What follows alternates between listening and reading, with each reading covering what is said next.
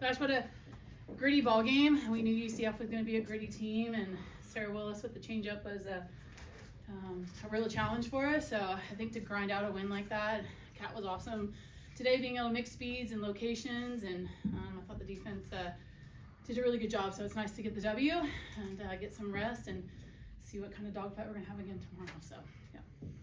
Willis had a really unique style of pitching for you guys. I guess throughout the game, how did you guys adjust to that, as it went on?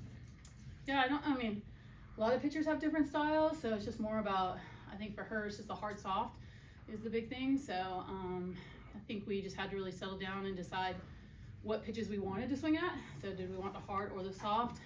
And then second time through, being able to make some adjustments with some short game and working from there. So it's a little bit of the plan. Did the the time between when her pitch was thrown and resetting, did that play any sort of factor into what you guys wanted to do or anything? Just how long it takes for them to. Yeah, well, I mean, just how long. Yeah, how long. Yeah. Yeah. I mean, I think we do need like a 20-second clock or something like that starting going for softball just for that reason. But it's a little bit of the delay from the pitch calling to getting the pitch, so there's just a delay. But that's where Josie and her got the warning, and then I think Enfield got the ball because of that situation. So I think that's just more strategy on their side. So I don't think it really messed with us too much. So. Kaley, did y'all know that going in, that it might be 30, 35 seconds in between pitches, and how do you not get frustrated or like, let's go? Yeah, I think coming in we knew that she had a long motion, and so me personally, I just wanted to see it out of her hand, see it out of her hip, so not trying to follow where she was going, and I think as a team collectively we were just trying to focus in on seeing our pitch and waiting for her to start her real motion. So no, we didn't really think about it too much, but I would say watching film and stuff, we knew that she had a long motion, so just waiting for her to get into her arm swing. Lonni, with her speed, with Ross's speed, that was a huge part of that game, the delay of game call. By the way, is that discretionary? The umpire just thinks you're taking too long? There's not like a set time limit, right? No, I mean, there is a time limit, but yeah, I think it's when they take it in control, I mean, right. You have to release the ball at a certain time, yeah, but we don't have a clock out right. there like we need one, yeah. So when that happens and you pinch run, who you pinch run, she goes, they try to throw out her second, don't get her, they try to throw out her third and don't get her, and they try to throw out her home and don't get her, with Ross. Yeah. What kind of weapon is that like to have on the bench in games like this? Yeah, I mean, it's extremely huge for us. It's one thing to have speed on the bases, it's another to be Amaya. Amaya is just selfless and she knows her role, she owns it, and she wants it. She wants her moment to be in there to help the team. Or some people maybe 100 pitches, 3 at-bats, hers is 60 feet, maybe 60 feet and score. And so it's super incredibly inspiring to know when she gets out there that something's gonna happen. And I can't think that their shortstop picks up a ball and she throws out 90% of the people at third, and she's probably like, wait, what? How did that just happen, right? And Amaya's worked on so hard on getting those reads and making that happen for us. So yes, it's a tool, just like someone can lay down and bunt, someone can throw a changeup, definitely a tool for us. Coach, first thing, really enjoying this theater lighting. Yeah. Really helps out. What reason did the umpire give you for Josie getting the warning as well? Just because she was outside the box. So okay. Hitters have to be in the box.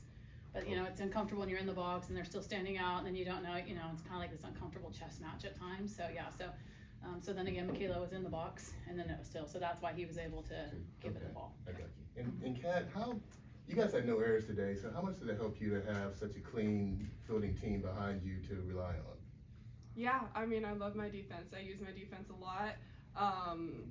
They're just amazing. We work hard at what we do every single day, and I just have so much trust in them, and I think they have trust in me too. So I'm not surprised we didn't have any errors. We're a great team, and just grateful for them and love using them. So. Lonni, how impressive is it what Kat does? That game in particular, I think one of those innings was like 25 or 30 minutes, and then she goes out and has a quick 1, 2, 3 to stay focused, to stay in the moment, and not drift when the top of inning can last that long.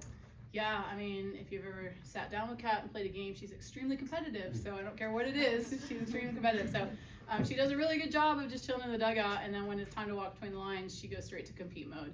And I think she's got a really good idea of how she wants to beat hitters. She's worked really hard at being able to throw to all 4 quadrants and different speeds. And so having, again, tools to be able to go to when you're facing someone 3 or 4 times in a row and being able to throw to different areas in the zone really builds your confidence. So 1, super competitive, and 2, has got the skill sets to be able to compete. So yeah, I'm very proud of her, and I know that but she's wants these moments, didn't want to come out in that moment, and I love that. I love that all of them want to compete. But we got big ones tomorrow, so we gotta make sure we get there. So yeah. Was there a thought of having McKenna start the 7th? Yeah. But you Yep.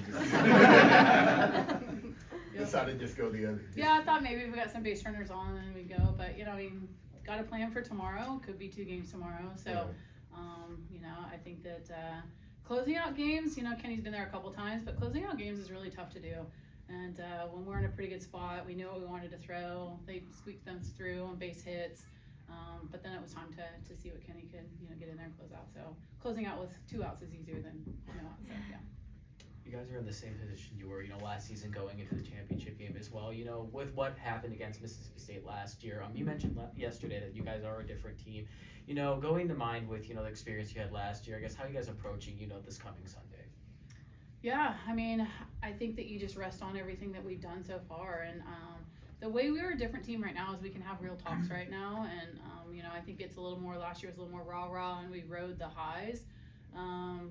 This time last year, USF's pitcher was out, so we didn't face Corrick and we faced someone else. So then we went into Sunday and the challenging game was really on Sunday. And today was a challenge for us and it was a dog fight, so it was good. And it was good to see some of the emotions today to have those real talks. So we're a different team in that aspect.